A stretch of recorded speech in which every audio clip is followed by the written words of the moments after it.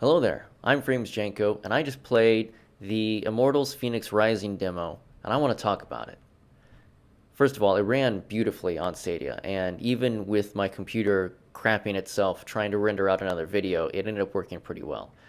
Um, I know a lot of people are worried that this game is just going to be Assassin's Creed Lite, and it has some similar DNA, but it is so wildly different. And in case you don't know anything about it, I'm gonna read the story of it. I'm gonna put the gameplay of me playing it up, so it's probably up right now. Future me has already edited that. But the story: after an accident stranded Greek soldier Phoenix, Fenyx, on the Golden Isle, they must rescue the Greek gods from the Titan Typhon, who seeks revenge after he was banished by Zeus and the Greek gods to Tartarus. The game features a lighthearted tone, with Prometheus being the game's main narrator and Zeus being the unreliable narrator. And right away, I just want to talk about how hilarious Prometheus and Zeus are, going back and forth. And they do a lot of without through history, there's different interpretations of different stories across Greek and Roman stories because they do have some overlap. Where oh no, it was that wasn't Zeus, that was Jupiter. They kind of go back and forth. And as someone who loved Greek mythology and history throughout all of my school years, this is a sweet spot for me. I love this. But even if you don't, they do a really funny job of making jokes about like, oh yeah, you loved eating babies. I didn't eat babies. It was fruit. It was delicious fruit from a tree. Like the babies, that was just like a visual metaphor. Like, obviously, I wouldn't eat children. And so you've got Prometheus voiced by the illustrious Elias Tufexis, who entered into my heart with his portrayal in the Deus Ex franchise as Adam Jensen in both Human Revolution and Mankind Divided. And when I first heard that voice, I was like, man, that might be him, but it's hard to tell. I was like, he was Leonidas in Assassin's Creed Odyssey. So there's a fair chance that Ubisoft got him back because he killed it in that role, and they should have had DLC where he just played as that character. It's very hard to redefine a character that was as iconic as Gerard Butler's ridiculous Scottish version of the character was in like 2007. Um, and he did it. He did a great job.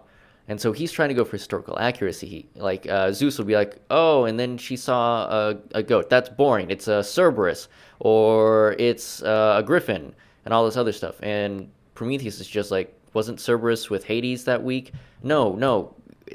The person isn't strong because of their ancestors. They're strong because they're wearing the wristbands of Hercules. Or I think they say Heracles, which is technically accurate for the Greek world because it was Heracles, not Hercules. I like that.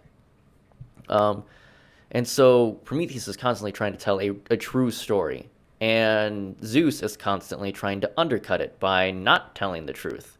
And it's hilarious. I love it. It's very, very funny. Um, and it's just a game that knows how to not take itself seriously, has the beautiful design that this game has, and has like the color, the gameplay mechanics do feel similar to Assassin's Creed Odyssey, in that you can press left, right, up, and down on the D-pad in order to activate like health or stamina boosts and stuff like that, which you used to do to sort of switch between weapons and all that stuff. I haven't played the game in a little bit, so my muscle memory isn't there. Um, and you can use different weapons and stuff, and it's laid out in a very similar visual pattern on the screen.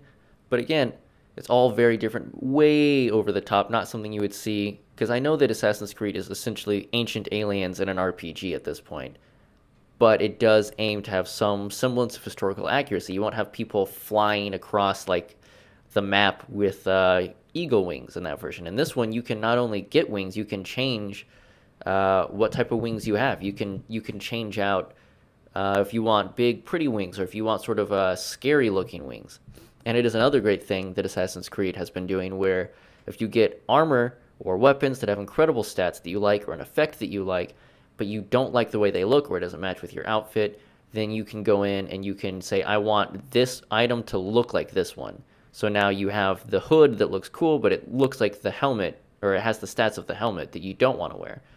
That's awesome. You have a mount you can call, you have a bow and arrow, you have all these super moves that come up. And not only were the moves fun, like just ridiculous and over the top, but like rewarding.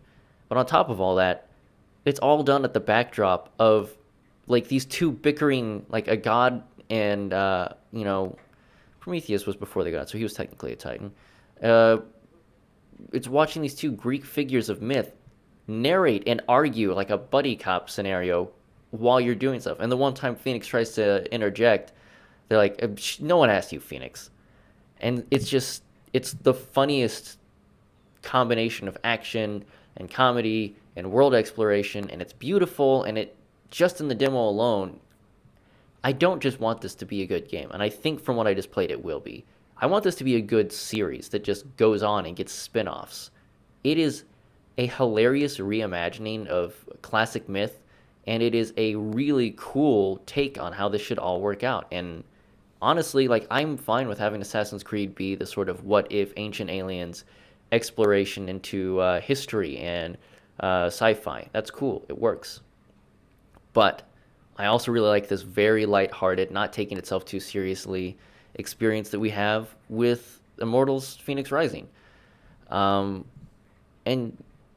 it's just I don't it's one of those things that just when you play it, you just have fun and you don't realize how much like I thought I'd been playing it for 5 minutes and I've been playing it for 20. And I mean if you multiply that by the amount of time you usually end up playing a game per day, you can see how you're going to get your money's worth out of this. And the visual design is top notch. The lighting is beautiful.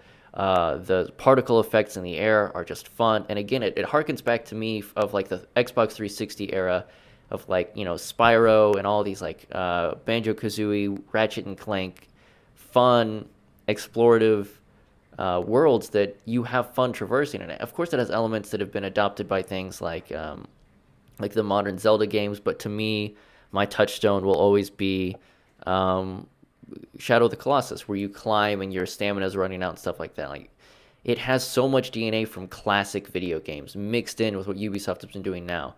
It's 100% a game you should invest in. I'm not sure if I will enjoy the new Assassin's Creed Valhalla yet. I really hope I do, but I don't know if I will. I know I will enjoy this. And it's not just because I got my hands on one, I didn't get my hands on the other. It's because this it knows what it is and it's doing it to perfection.